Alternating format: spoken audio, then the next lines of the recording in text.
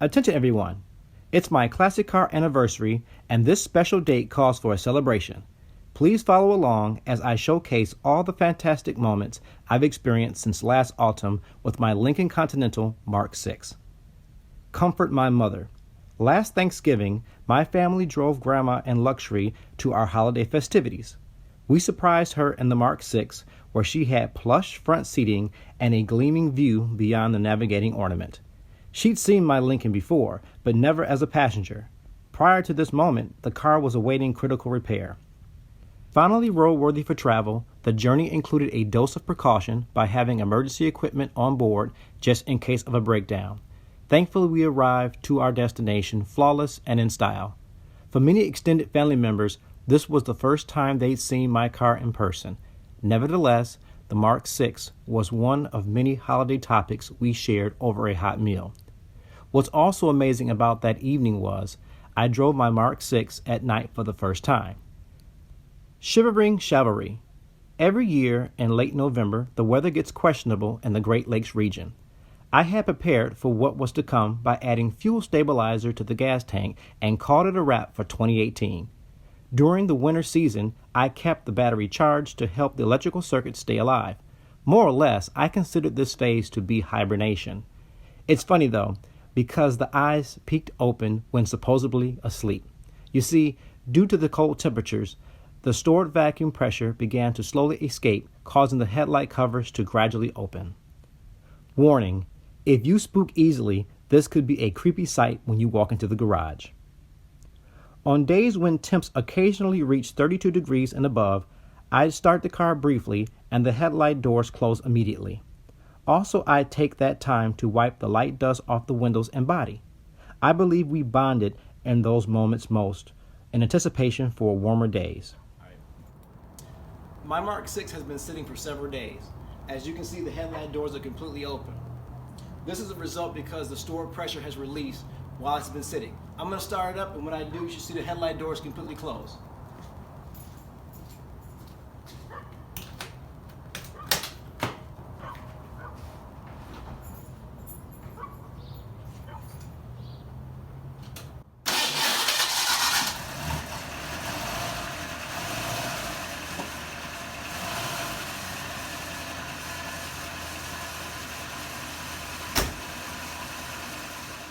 Peace in the streets.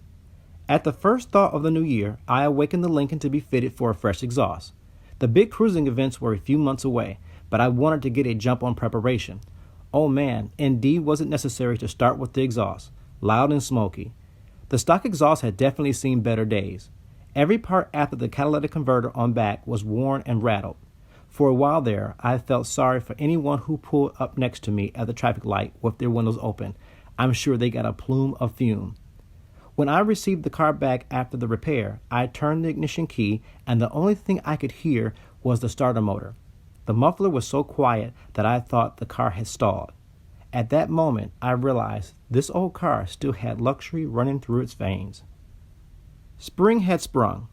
With a revitalized sense of pride, I was eager to attend my very first Cars and Coffee event. Feeling confident, I would drive my Mark VI the furthest distance in the history of my ownership. It was cold in the early a.m. We were only days into the new season. Even though I was a car show rookie, I came prepared with a stats plaque. The event was small but well respected around the area.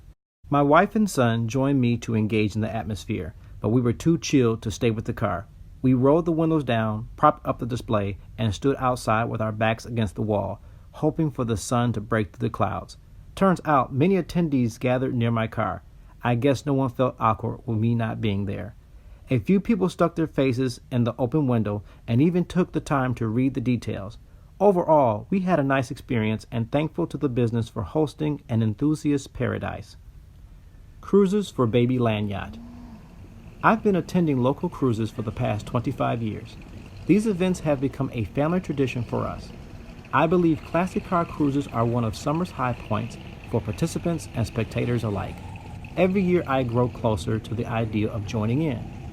Now that I own a classic, I can tell you firsthand it's truly a miracle these old vehicles are still on the road. However, Last year I had to go without the Lincoln because it was spilling gas every time I hit the brakes. With much progress made since then, I'm happy to announce that this year I participated in 3 cruises. July 27th was the Telegraph Cruise. It is conveniently the closest location to my community and is celebrated the 4th Saturday every July. For me, this cruise represented the guinea pig of what was to come. The time was short and sweet, plus a radiator leak was something I had to beat.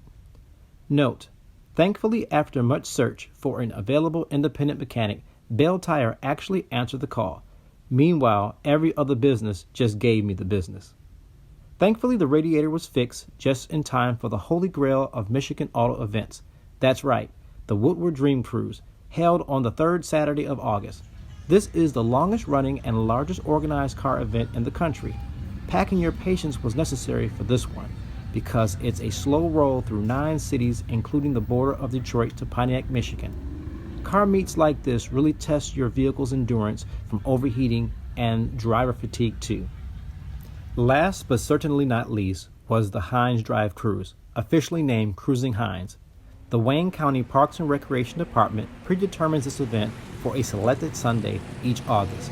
This tree-lined 2-lane road spans 6 miles reserved exclusively for cars, no motorcycles. Entry qualified to only quarter-century and older vehicles plus a $5 donation. In my opinion, based on my personal experience, this is the most enjoyable gathering of all. Believe it or not, I almost didn't make this event.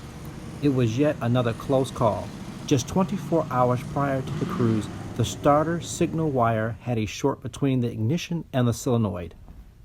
Thankfully, my son assisted me by turning the key while I chased down the blue-striped red wire. Using a probe tester, we were successfully able to hunt down the problem and ready to join the fun.